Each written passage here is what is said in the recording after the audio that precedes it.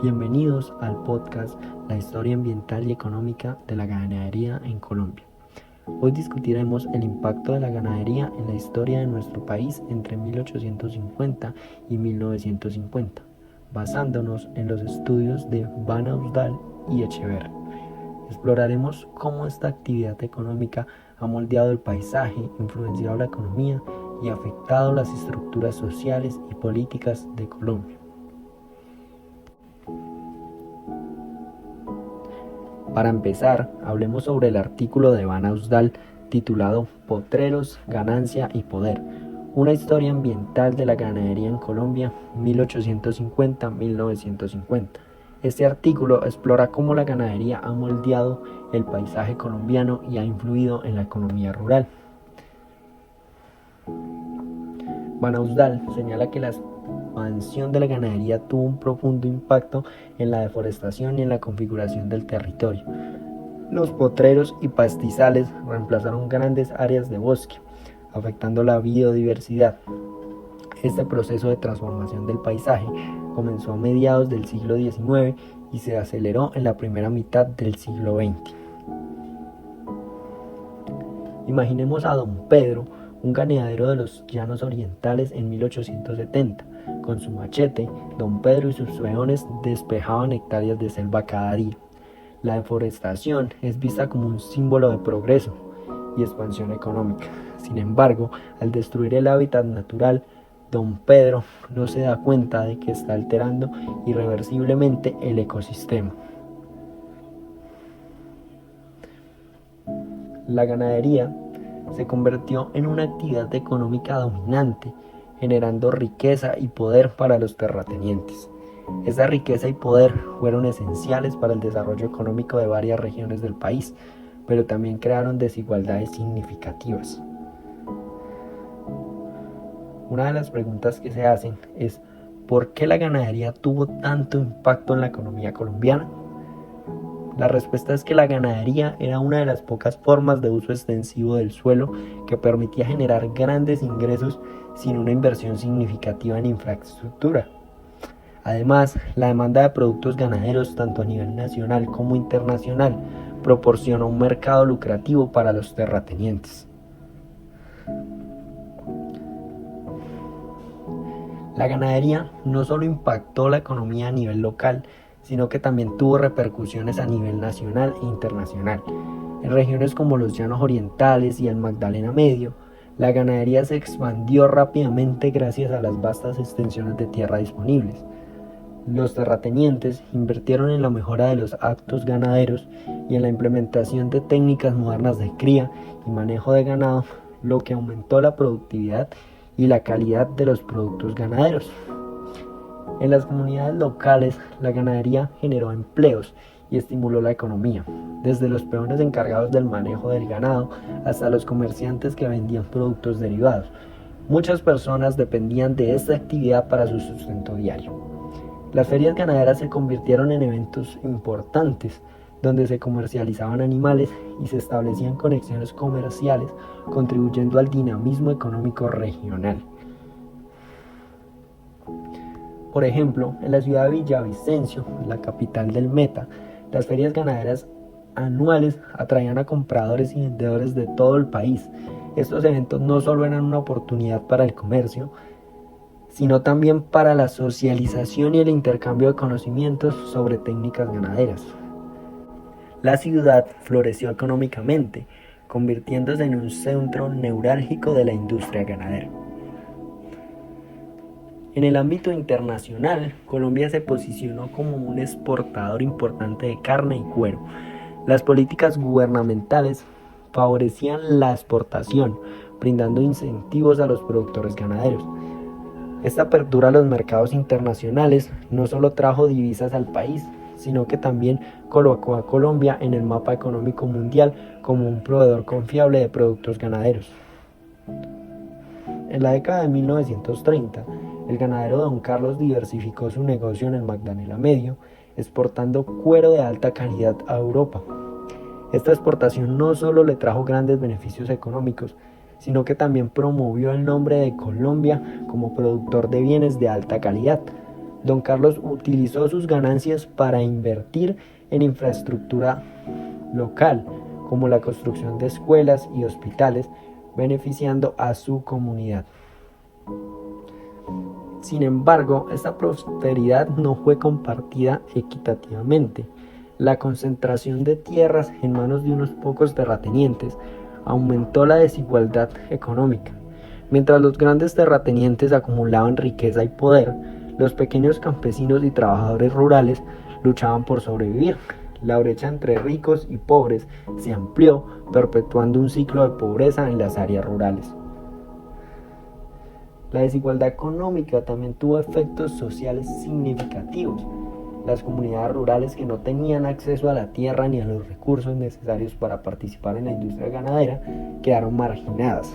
Esta exclusión fomentó tensiones sociales y en algunos casos contribuyó al surgimiento de movimientos de resistencia y demanda de reformas agrarias. María, una campesina del Tolima, en 1940, vivió esta realidad. A pesar de su arduo trabajo, María no podía competir con los grandes terratenientes que dominaban el mercado ganadero. La falta de acceso a tierras fértiles y recursos limitados dificultaban su capacidad para sostener a su familia. La historia de María es un recordatorio de las profundas desigualdades que la expansión de la ganadería creó. La concentración de tierras y la expansión de la ganadería también tuvieron efectos sociales importantes. La apropiación de grandes extensiones de tierra para el pastoreo llevó a la desposesión de comunidades indígenas y campesinas. El desplazamiento de campesinos e indígenas no solo significaba perder sus tierras, sino también su identidad y forma de vida. Estos grupos dependían de sus tierras no solo para su sustento económico, sino también para mantener sus tradiciones culturales y vínculos comunitarios. Consideremos la historia de María, una campesina desplazada de sus tierras en el Cauca en 1890. María y su familia han cultivado sus tierras durante generaciones, pero con la llegada de grandes terratenientes ganaderos se ven obligados a abandonar su hogar. Desplazada y sin recursos, María debe encontrar nuevas formas de sobrevivir en un entorno cada vez más hostil. El desarraigo forzoso creó comunidades vulnerables y empobrecidas. Muchos desplazados se vieron obligados a migrar a las ciudades, donde enfrentaron nuevas formas de marginación y pobreza. Las ciudades no están preparadas para recibir a estas oleadas de migrantes, lo que exacerbó problemas urbanos como el desempleo, la falta de vivienda y la inseguridad. Recordemos otra historia, la historia de Juan y su familia, una comunidad indígena en Magdalena Medio en 1920. Juan y su familia son forzados a abandonar sus tierras ancestrales cuando una empresa ganadera compra la tierra. Sin sus tierras pierden no solo su sustento, sino también su conexión cultural y espiritual con el territorio. Juan se muda a Bogotá, donde lucha por encontrar trabajo y se enfrenta a la discriminación.